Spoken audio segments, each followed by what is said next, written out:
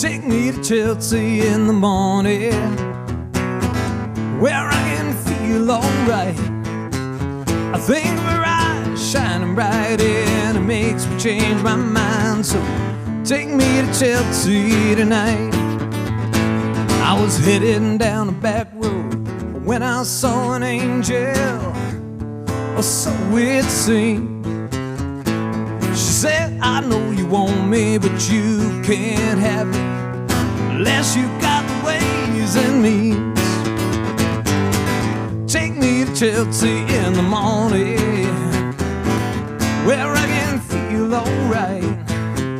I think of her eyes shining bright, and it makes me change my mind. So take me to Chelsea tonight. Well, now she can do the pony, and it doesn't look one bit phony. She's 1 horsepower all the way. You can't catch her on unless you want to. Keep on trying till the judgment day, yeah.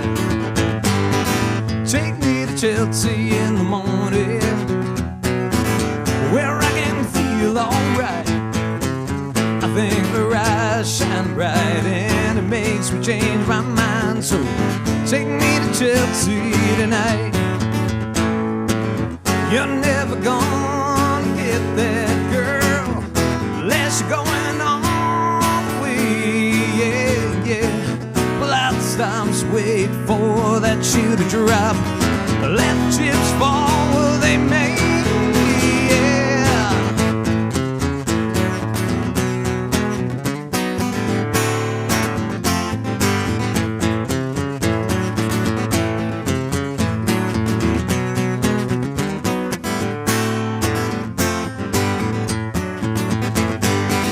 Take me to Chelsea in the morning, where I can feel alright.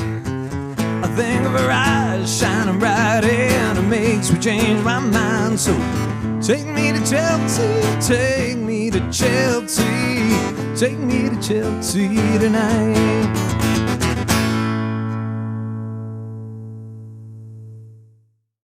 Welcome to the Inside Track. I'm your host, Dwayne Carlton. On this episode, we'll take an in-depth look at the music and songwriting of Andy Lugo. I grew up in Colorado, born in Boulder, Colorado. My mother was a hippie and my father was a cop. So I had the best of both worlds. They divorced, and then I lived with my mother. She developed multiple sclerosis at a young age, and so I had to live with my father. And then we moved to Southern California, and that's where I went to high school. And then I moved back to Colorado, so a lot of my life was moving around. I didn't feel like I had a home. I think that it was more of preparing for the next place to live, really, and really getting used to being on my own, and as far as as far as friends, with school, I was always the new kid. So at a certain point, I pretty much gave up on making friends. So I was always the kid that was really into art and theater, and that wasn't really interested. I was interested in sports, but by the time I got to the school, the team was always already picked. I was in a lot of plays, a lot of lead roles as well, and that's something I wanted to pursue. And I did go to L.A. for a little bit and auditioned at Strasberg, which was a method acting school, and I was able to get in, but I couldn't afford it, so it didn't happen. My father's father was a musician, and my father had a hard time with the idea of music because my father's father, they lived in Spanish Harlem, New York, and that's where my father's from. And he was a musician, and it's just a really hard lifestyle, and I think my dad was the typical parent that was like, no, you don't want to do that. You don't want to do that, because he had a really bad experience with it. And so he wasn't really encouraging or enabling. I always wanted a guitar, but I never got a guitar. I didn't really listen to a lot of music the way I listen to it now. It was kind of whatever was on the radio. I mean, there were a few things, few albums that really opened me up. Like I remember Metallica was one, That was something I'd never heard before. It wasn't like anything I heard on the radio. I think Metallica was something but I never aspired to say, hey, I want to play metal. It was just something I appreciated. Bob Marley has been a huge inspiration. Jimi Hendrix, Smashing Pumpkins, and some classics like James Taylor, Neil Young, and Pink Floyd. My friend had a broken guitar in his basement, and I asked him if I could have it or buy it. He gave it to me, and that's kind of where it started. It only had 2 strings on it, and I pretty much just played a 2-string guitar for a few months until I bought a guitar at a pawn shop. At the time, it was a very difficult time living with my mother because of the multiple sclerosis, and she also had manic depression as well, and so it was a very dark time. And with music and an acoustic guitar, it really became therapy more than anything. It wasn't about anything other than passing the time in a constructive, creative way, an expressive way. I eventually ended up in Burlington, Vermont, and another lifetime of living far away from family, living in Burlington with no friends or family, just ended up there. Eventually got a job at a skateboard shop. A lot of my friends in Burlington were going to college, and so I decided I was very interested in it, in going to school, so I went to CCV for a few years. I never graduated because I got a job at Advanced Music, and at the time I was really into music, and to me, working full-time at a music store was more important than trying to pass algebra. Probably the age of 25, yeah, I got an electric, and it was a huge change. I mean, the neighbors weren't very happy, but nothing like learning electric guitar. When I first moved there, hardcore was really big in Burlington, which is a branch of metal, and so I was exposed to hardcore music at the time, and that scene kind of faded away, and hip-hop started to happen in Burlington, and that was somehow infused into my musical style, playing with DJs and MCs. So there was just an interesting coexistence between DJs and musicians, which I think other places might have been more disgruntled about how DJs kind of like started taking a lot of gigs from musicians, and I saw more of the coexistence and actually playing with DJs and having DJs in your band and not just a DJ playing one night, actually like working together. And I learned a lot from different techniques to stops and breaks with music and how it's affected the way I play. There was an interlude between Colorado and Burlington. I lived with my father again in Long Island, New York. And I remember living there and not having a car and walking a lot of places. And I found this nature center, and I brought an acoustic guitar there, and I wrote a song about my mother in that nature center. And I think that was my first real song that I wrote, and I brought it to Burlington with me, and I got to see it evolve from just this reflection of living with my mom and then trying to process it. And I think that's honestly what I do with my songs is I'm processing in a different way my experiences. There aren't a lot of songs where I'm writing about other people, and I'd like to, because I hear of some amazing songs where people are in third person. As far as being personal experiences, it's all personal experience.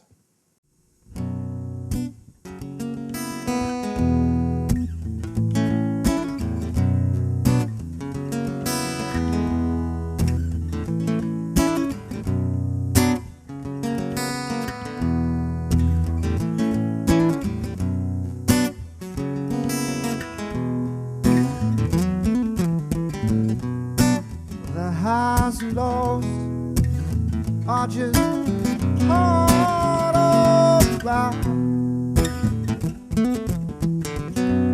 If you take this road, it'll teach you how to win a fight.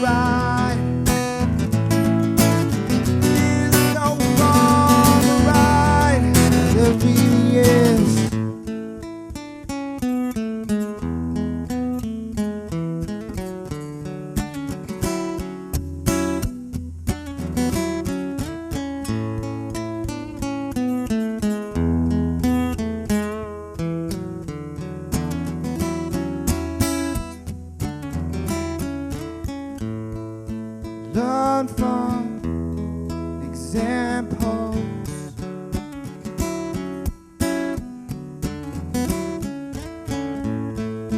Learn from inside out.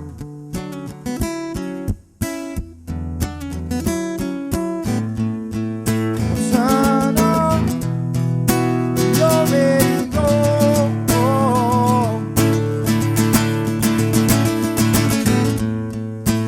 Transmit all around. If 5% is a critical mass to make a dent, learn from the past. If a sun is God, reflect the stars, dark up facade. That's what we are, this razor's edge. I'm saying I love moving you. Don't assume there's no threats, only truth, proving that this world's in you.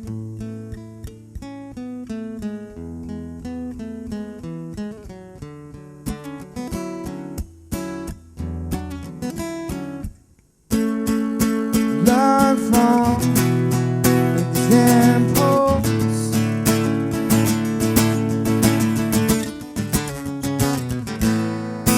Burn from inside out.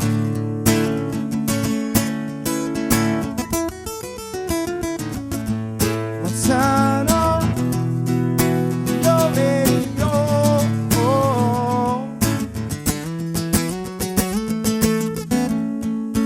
Transmit all around.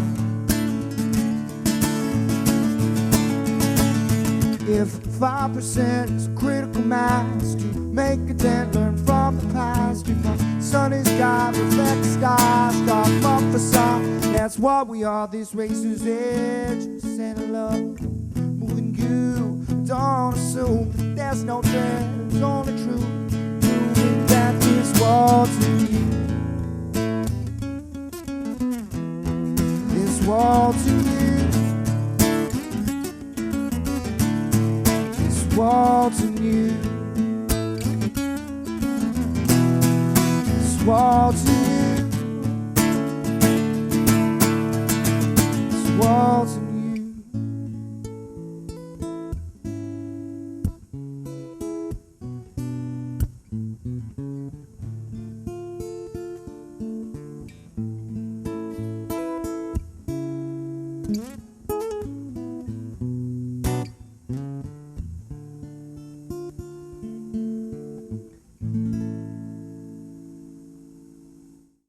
Transmission was written in Burlington, and that was inspired by more of a high-minded concept.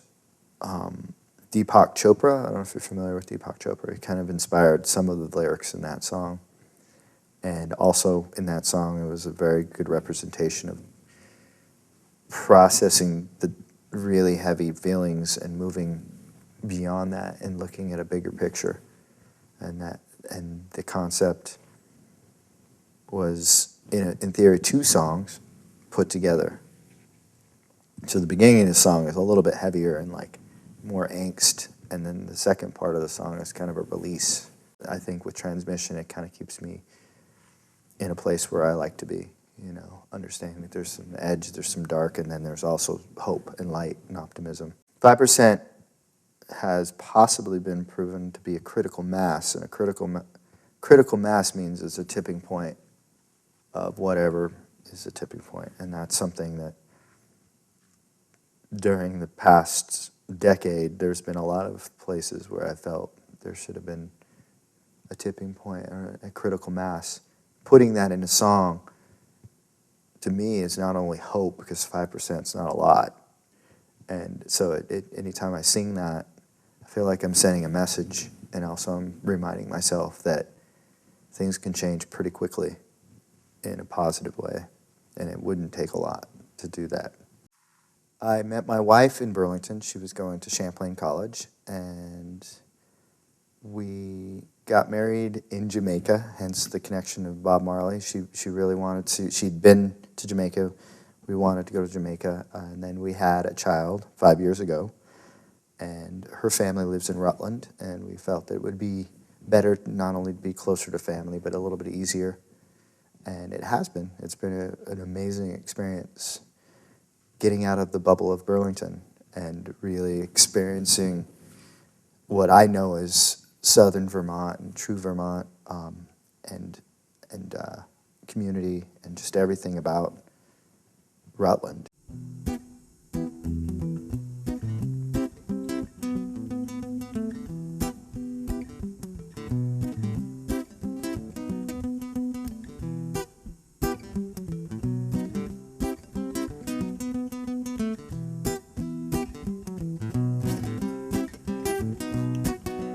I'll be your shadow, my pretend friend, shape with no traces. Every road, I'll be at the end, cutting through demons like I don't need them. Hell is God's head on leash, jealous something you really believe that here, there, I don't care. If life's not fair, stay up on the rise of you. Yeah. What's up? You gonna do what you gonna do? Here, done healing, just words of feeling. So you're anxious, need money, feeling man lonely.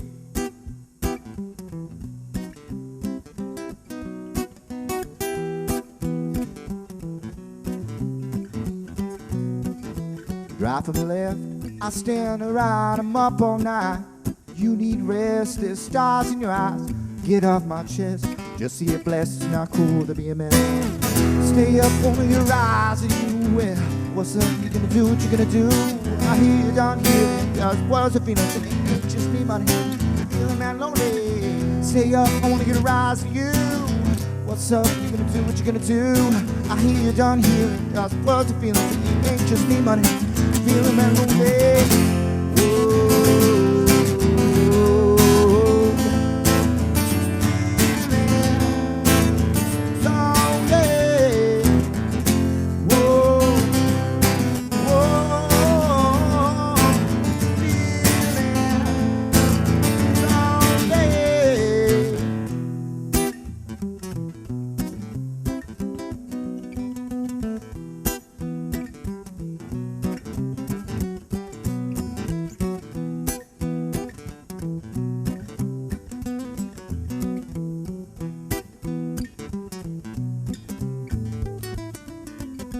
Bubble of north, gets real down south, king of the court, repealing his mouth, educated mess. I guess intelligent, settle for less. Now I'm the elephant, stay up on the rise to you.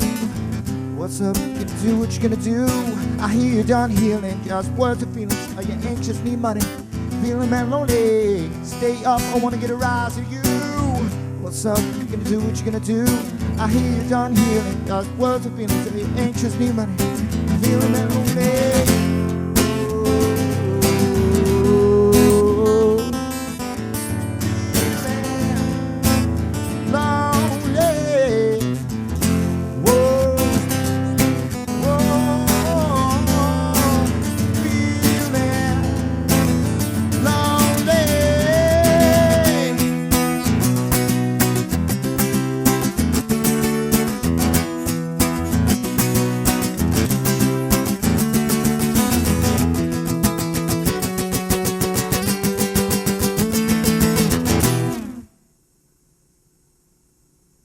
Stay Up was something I wrote in Rutland, and it was it was definitely a moment where I was going through a really hard time, and I wanted to use my guitar as therapy, and I picked up my guitar, and that's what came out.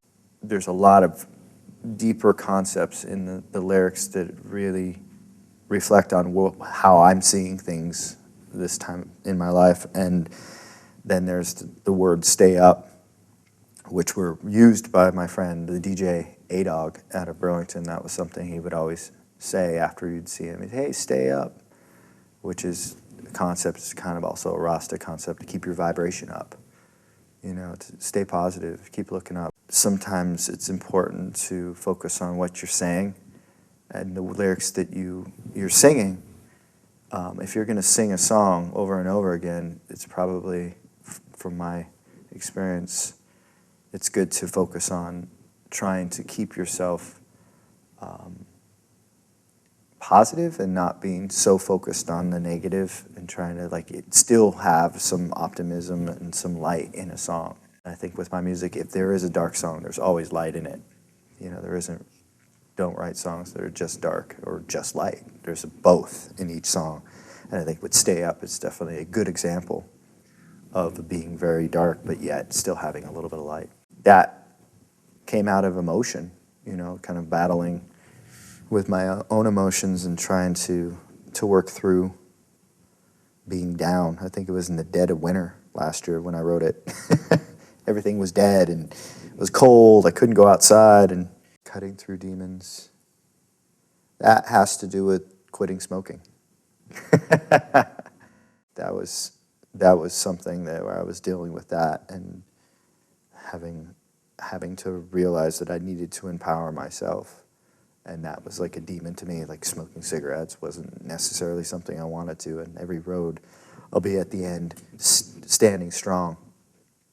Up all night, a lot of times, again, like this song was written at 3 o'clock in the morning. As a musician, as an artist, the night, and being nocturnal, writing and creating seems to happen more at night. And plus you're at gigs late night, so just so much goes on at night.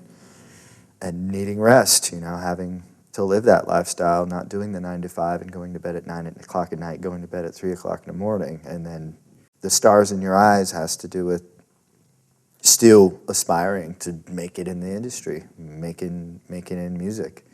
The struggle, get off my chest, don't just say you're blessed, it's not cool to be a mess. I think the high-minded side of me in Burlington, saying the word blessed, and you're so blessed, and blessed is kind of overused as a word, and that it's all right to be a mess. And sometimes people in the high-minded world or conscious world don't accept the fact that sometimes you're just not in a good place, and that's okay. It's not cool to be a mess in the lyrics. It's not a cool thing. You got to stay up. You got to be blessed, and sometimes it's not about being cool. I do have nice, fluffy songs, but sometimes I have these edgy songs that I think just are a side of songwriting that I don't see a lot. I don't see the darker, edgier songwriting a lot, and that's something that I sometimes would like to play. King of the Court kind of refers to the prestige of playing in Burlington and being somebody that's important no matter what, in that sense that there's that prestige of playing certain shows just for the recognition and not necessarily. The King of the Court would be that persona in Burlington. Red pill in his mouth has to do with the reference from The Matrix, the movie The Matrix. Taking the red pill but not swallowing it yet. Understanding that in the real world sometimes you have to, that it's not always about choosing red or blue, right or wrong, but I'm leaning more towards the red pill, but I haven't swallowed it. Educated mess, I guess intelligent. Being in Burlington, being around a lot of educated Ivy League intellectuals, but still understanding that, again, in the big picture, that's not always what puts food on the table when you don't have the opportunity to have the 4-year degree or 5-year degree or whatever. Settle for less, settling, moving, having a child, living with my wife, settling down. In some people's eyes, especially in Burlington, a young mentality, that's settling for less. So when I go to Burlington, since I'm not part of the scene, I'm the elephant in the room, I definitely don't feel like I'm part of the scene as much as I used to. I don't clock out. I'm constantly researching music, what the next cover is, what I should be learning, and then to learn a cover, if you're learning a cover for a show so you can play 5 hours, that you don't want to butcher it, so who knows? I don't even log myself, which I should, log myself how many hours I put into learning and memorizing songs, and then getting it to a point where it's not only the cover, but making it my own song. I mean, it takes hours and hours and hours to get it to that level, where I'm not reading off a paper and it's memorized, it's in my DNA, and that could take a couple months sometimes. And I think that is a job in itself, if you want to do it that way. There's other ways of doing it, but that's the way, coming from the theater background, getting off book, getting rid of the script and making that script, making that song your own, and I think that's one thing I've really pulled in from theater and connected it with music is now that I'm playing more covers, now that I'm doing it full time, just kind of taking the theater side of it and really almost method doing it. If a song speaks to me and I'm really feeling a song, or somebody says, hey, you should try this song, and you just kind of dive into it like a script and make it your own. I found I get more response after a show about originals than I do covers. And I think that has a lot to do with intention. It came from you. This is who you are. And I think people respond to originality, and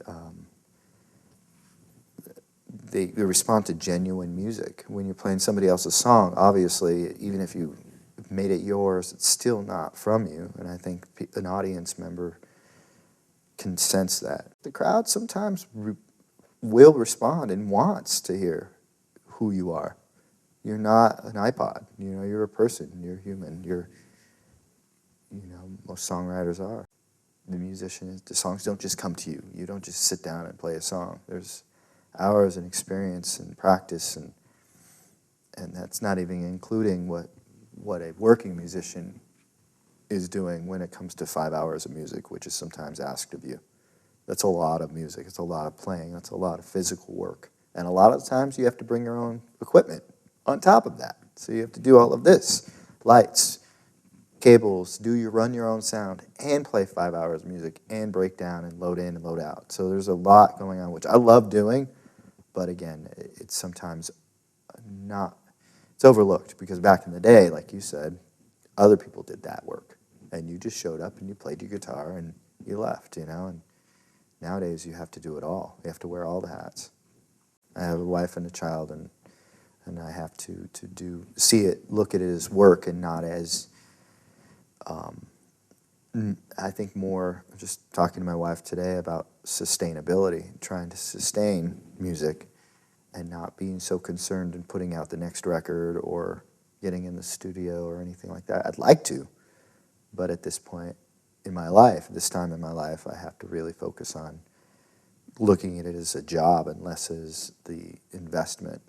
Because when I worked full-time in Burlington, the 4 albums that I put out, a lot of times I was working full-time, and that would be the tax money that I'd get back, and I'd invest that money into it. Now everything is going into bills and doing it full-time, so it's definitely harder to invest in the artistry of songwriting. If it feels right and it sounds right, then that's all that matters. And you like it, cool. And I feel that I've put enough time into it. Some people seem to respond to it. Thank you for watching The Inside Track. We'd like to thank our guest, Andy Lugo. Until next time, remember, support live local music.